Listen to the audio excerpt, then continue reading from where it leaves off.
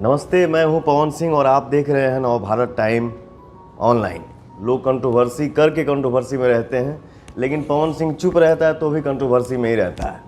BJP जिस दिन हम ज्वाइन किए थे उस दिन ग्रीन टी मैं पी रहा था, लेकिन लोगों ने पता नहीं क्या क्या अफवाह उड़ा दिया। आगे बोलूँगा नहीं। मीडिया से दूरी नहीं है, आप लोगों के ही आशीर्वाद से आदमी गाना भी गाता है, शो भी करते हैं, हम लोग एक्टिंग भी करते हैं, बहुत जगह जाना होता है और थोड़ा सा मैं कम बोलता हूँ। हाँ, होता है कि जवाब दूं या नहीं दूं, फिर अगला कोई मेरा जवाब दे देगा तो फिर हम में उनमें कोई फ़र्क नहीं रह जाएगा। तो इससे बढ़िया सोचता हूँ कि मैं चुप ही रहूँ।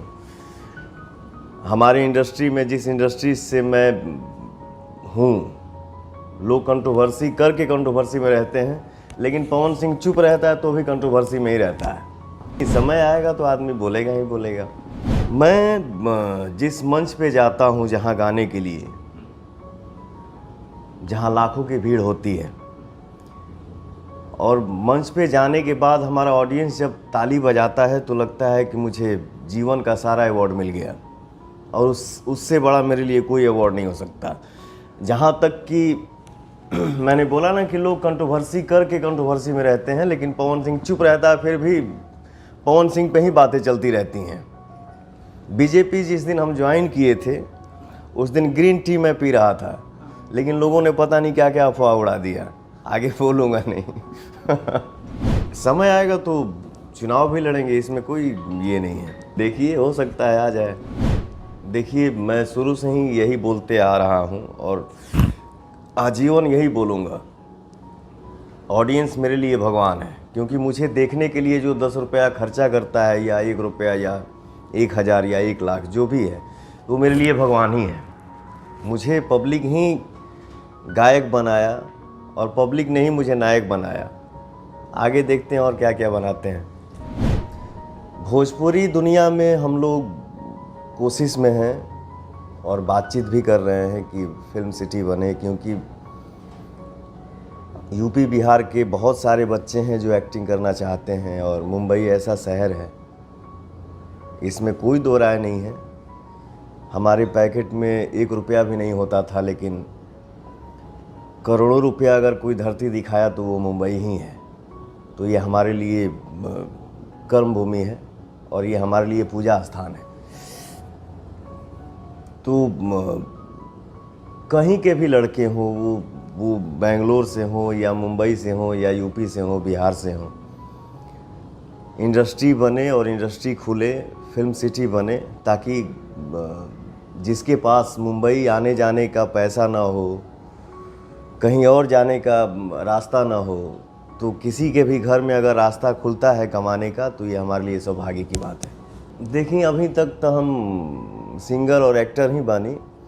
जब हम राजनीति में कदम रखब और कुछ बन जाए, तब हम बैठ के बात रखब कि हाँ, ये हमारे समाज में होना चाहिए, इस चीज़ को भी बनना चाहिए। अभी नहीं बोल सकता हूँ, क्योंकि मैं उस पद पे नहीं हूँ। कुछ ऐसे लोग हैं जिससे हमारी भोजपुरी थोड़ा बदनाम है, इसको हम लोग ठीक करने में लगे हैं। देखिए, अच्छाई और बुराई हर जगह है, ऐसा नहीं है कि सिर्फ भोजपुरी में है।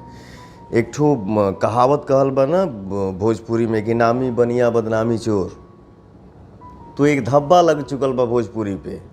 एक बात मैं बता दूं कि जस्ट म्यूजिक परिवार से हम जुड़े, मुझे बहुत अच्छा लगा। काफ़ी सारा दुलार, प्यार, आशीर्वाद मुझे मिला और सबने मेहनत किया। जैसे म्यूजिक से सजाया हमारे आदित्य भाई जी, और हमारे साथ गाना गौली पायल देव जी। जस्ट म्यूजिक से हमारी गाना रिलीज भइल, काफ़ी सारा आशीर्वाद मिला हमारे ऑडियंस का। और इस परिवार से जुड़ाने में सबसे बड़ा हाथ रहा मेरी एक दीदी हैं जिसका नाम है मनीषा जी, और हमारे छोटे भाई हैं अमित जी। तो इन लोगों से जुड़ के मुझे बहुत अच्छा लगा, बहुत अच्छा लग रहा है। आगे भी बहुत सारा हम लोग काम करेंगे। देखिए, हम लोग आर्टिस्ट हैं, आजीवन मेहनत करना है, हर रोज़ कुछ ना कुछ मिलता है सीखने को, तो आदमी हमेशा सीखेगा। और जीवन में हर कोई चाहता है आगे बढ़े, लेकिन मैं कहीं भी रहूं, भोजपुरी मेरी माँ है। भोजपुरी से बड़ा मेरे लिए कुछ नहीं हो सकता, क्योंकि मैं आज यहाँ बैठा हूँ तो ये भोजपुरी का ही देन है। बिल्कुल किया जाएगा। जहाँ जहाँ आशीर्वाद मिलेगा, जहाँ जहाँ चांस मिलेगा, आदमी हर जगह काम करेगा, दिल से करेगा, क्योंकि काम ही पूजा है। बिल्कुल आपने ये सही सवाल किया। देखिए, अच्छाई और बुराई हर जगह है, ऐसा नहीं है कि सिर्फ भोजपुरी में है। एक ठो कहावत कहल बा ना भोजपुरी में कि नामी बनिया बदनामी चोर, तो एक धब्बा लग चुकल बा भोजपुरी पे। हाँ, हालांकि कुछ ऐसे लोग हैं जिससे हमारी भोजपुरी थोड़ा बदनाम है। इसको हम लोग ठीक करने में लगे हैं और हमेशा कोशिश रहेगा कि हमारा भोजपुरी अच्छे से देखा जाए, परिवार के साथ, और अच्छे से सुना जाए। ये इसको मैं क्या बोलूँ, किस तरह की सोच बोलूँ। हाँ, ये है, ये साबित हो चुका कि भोजपुरी में एक सिंगर ही एक्टर बन सकता है। तो बहुत सारे एक्टर लोग भी आज के डेट में सिंगर हो गए हैं। भगवान करें कि वो लोग सफल सिंगर बने, एक्टर बने और खूब नाम कमाएं, बहुत बड़ा स्टार बने। भोजपुरी जिस भाषा को कुछ लाख में लोग बोलते हैं, जिस भाषा को कितने लाख में लोग बोलते हैं, वो भी भाषा 8वीं अनुसूची में शामिल है, लेकिन हमारी भोजपुरी नहीं है। जबकि ये देखा जाए कि बॉलीवुड में भी भोजपुरी ऐतिहासिक गवाह है कि बहुत पहले से प्लस रहा है, और हमारे भाषा को लोग समझने वाले और सुनने वाले, बोलने वाले हैं 40 से 45 करोड़ के बीच में। हमारे इंडस्ट्री में, हमारे समाज में थोड़ा सा एकता की ज़रूरत है। हम लोग थोड़ा आपस में प्रेम रखेंगे तो हमारी भोजपुरी 8वीं अनुसूची में शामिल होगी ही होगी, और हमारी भोजपुरी और आगे जाएगी। बिल्कुल होगा। जैसे आज के डेट में 3, 4, 5 सालों से हम लोग इंडिया के बाहर में अवार्ड फंक्शन कर रहे हैं, तो भोजपुरी हमारा कहाँ था और आज के डेट में एक पौधान पे है और एक पद पे है, तो ये हमारे लिए खुशी की बात है। ऐसा नहीं है, सब लोग काम करता है। पुरुष प्रधान का बोली हमें के आगे, पुरुष प्रधान तो हमारी देशवे है। ठीक ना, पुरुष प्रधान मेरा ये देश ही है, और सम्मान सबको मिलना चाहिए, वो पुरुष हो या नारी हो। तो सबकी चले, सब कोई मेहनत करे और सब कोई मस्त रहे, बस यही मैं बोलूँगा। मैं शुरू से यही बोलते आ रहा हूँ कि मैं कुछ नहीं हूँ, जो भी हूँ अपने ऑडियंस का आशीर्वाद हूँ, और मैं भोजपुरी का सबसे छोटा कलाकार हूँ।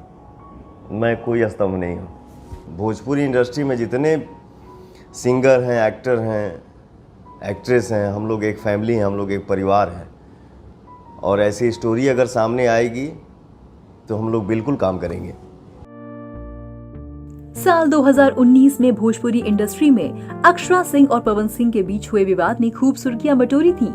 अक्षरा सिंह ने मीडिया को दिए इंटरव्यू में भोजपुरी फिल्म इंडस्ट्री के जाने माने सिंगर और अभिनेता पवन सिंह पर कई गंभीर आरोप लगाए। अक्षरा के इस इंटरव्यू ने सबको हैरान करके रख दिया था। अक्षरा ने पवन सिंह पर आरोप लगाते हुए कहा कि वे अपने भाइयों से उन्हें कई बार जान से मारने की धमकी दे चुके हैं। इस बात की शिकायत उन्होंने मुंबई के मलाड में स्थित थाना में रिपोर्ट दर्ज करवा दी थी। इसके साथ ही अक्षरा ने नवभारतटाइम्स.com से हुई खास बातचीत में बताया था कि वे पिछले 1 साल से पवन की धमकियों और मानसिक प्रताड़ना से पीड़ित हैं। हालांकि अक्षरा सिंह के इस आरोप पर पवन सिंह ने अपनी चुप्पी साधे रही और मीडिया के आगे आकर कुछ भी कहने से मना कर दिया था। लेकिन अब पवन सिंह ने इस पर चुप्पी तोड़ी है और नवभारतटाइम्स.com के साथ इस मुद्दे पर खुलकर बात की है। सबसे पहले तो हम आपको ये बता दें कि अक्षरा का नाम सुनते ही पवन सिंह ने मुंह फेर लिया। इसी तरह पवन सिंह ने नवभारत टाइम्स के साथ बातचीत में ये बताया कि आखिर अक्षरा के साथ कब दिखेगी उनकी जोड़ी। जहाँ तक जो बातें हैं,